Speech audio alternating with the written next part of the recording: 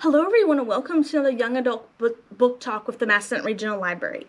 I'm Miss Stephanie, one of the librarians in the Youth Services Department, and today I'm here at the Shenandoah Community Library, which is located in Page County, and they have a great selection of young adult books, both fiction and nonfiction, for you guys to check out. And all of my books today come from this collection, and today we're going to be talking about mysteries. And when we think of mysteries, we may think of like Sherlock Holmes and that kind of dramatic murder mystery, but really a mystery is just finding out the answer to a question. And these three books are very different questions and they all have very different answers to them, but I can guarantee that all three of these books will be quite the ride to get to that answer. So the first one I'm going to talk about today is Paper Towns by John Green, and this follows Quentin Jacobson, and he has harbored an unrequited crush on Margot Spiegelman for pretty much most of his life. But she doesn't pay too much attention to him until one evening where she mysteriously appears at his bedroom window, and she's requesting him to aid her on a quest of revenge because she has discovered that her best friend is sleeping with her boyfriend. And so they spend the entire night, going through acting various things against them to humiliate them and to call out what they're doing. And they also have some interesting conversations along the way. And then Quentin is really excited about helping Margot, and he thinks that things might even, turn out to be, to a romantic relationship because her boyfriend had been cheating on her. But when he goes to school the next morning, she's not there. And she's not there the next day or the day after that.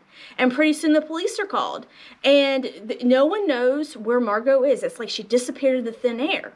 And however, one day Quentin looks into his bedroom window because Margot lives next door to him, and he sees a new poster, and that poster seems to contain a clue about where she is.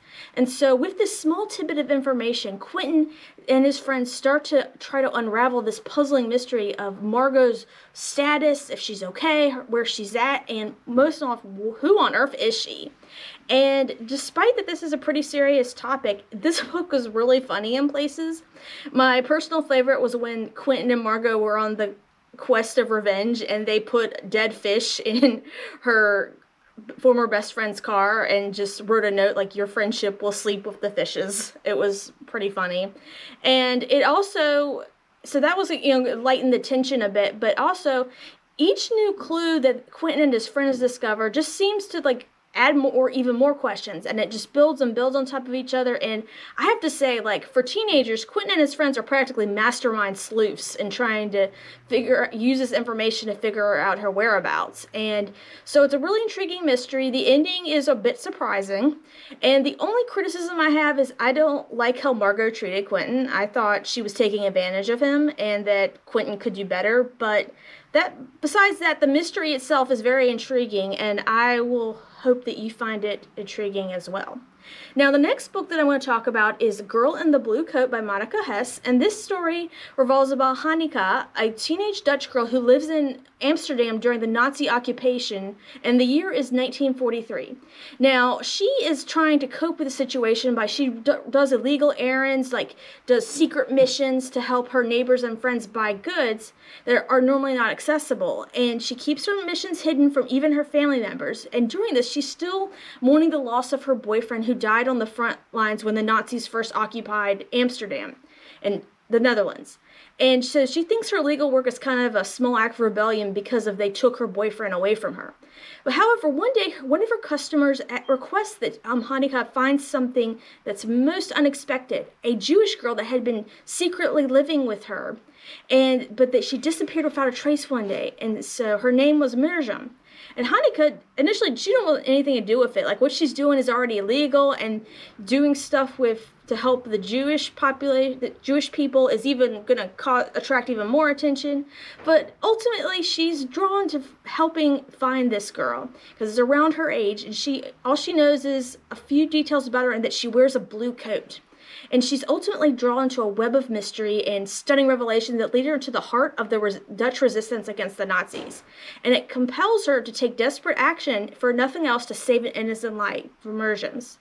And Monica Hess does an amazing job of making you feel like you are in World War II Nazi-occupied Amsterdam.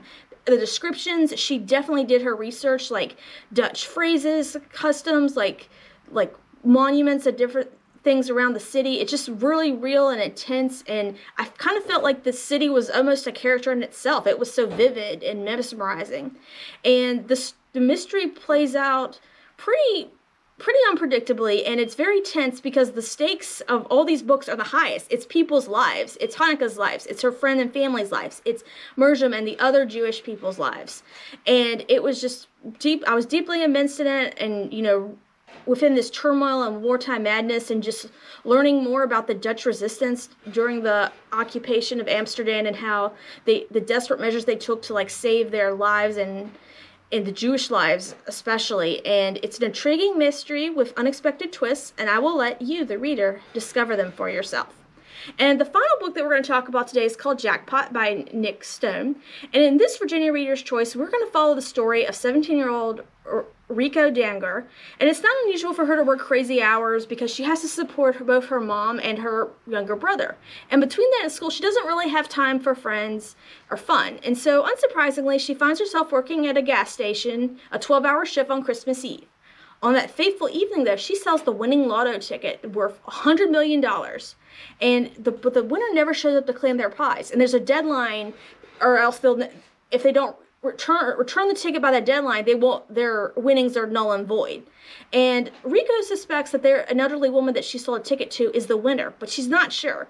And so, out of desperation, she recruits Zan, a popular pretty boy who has notorious hacking skills, to go into the gas station camera feeds and hack the footage, so see if there's any information that she can find to track this woman down. And Zan does find a license plate number of a cab that she rode to and from the gas station.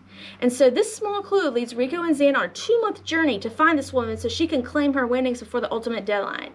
And this hunt leads them on many unexpected routes, and potentially there's even romance along the way. But who can tell? And I found this quest to find the lottery ticket winner to be very well thought out, and it was very interesting. It was a very realistic book about the struggles that Rico faces, and she was hoping to get a portion of this money too. So this wasn't a completely selfless quest, because her mother and brother are sick, and she wants to get them medical attention, like medicine, just to help them. And she was even thinking, like, maybe I'll have money to go to college, because before this, all of her money from the gas station is going to pay for her mother and brother's medical bills and the rent.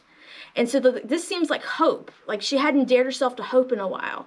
And so this stakes was very interesting, and just tracking down the winner was interesting too. I did like how Nic Stone, she did the mystery from the perspective. Some of the chapters, the narrators are inanimate objects, like the wallet where the winning ticket is, or a salt shaker in the restaurant where Rico and Zan stop to go work through the clues that they've already found.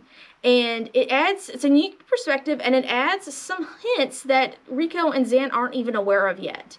And it just sounds totally cliche, but I did not see this ending of this book coming at all. And what it did is it put all the other events before it in a completely different light, and it's definitely worth a read, and I will definitely recommend it as well. So here are 3 mysteries, and we have many more here at the Shenandoah Community Library and all of our other branches here at the Massachusetts Regional Library. I look forward to sharing more books with you soon. Have a good day. Bye.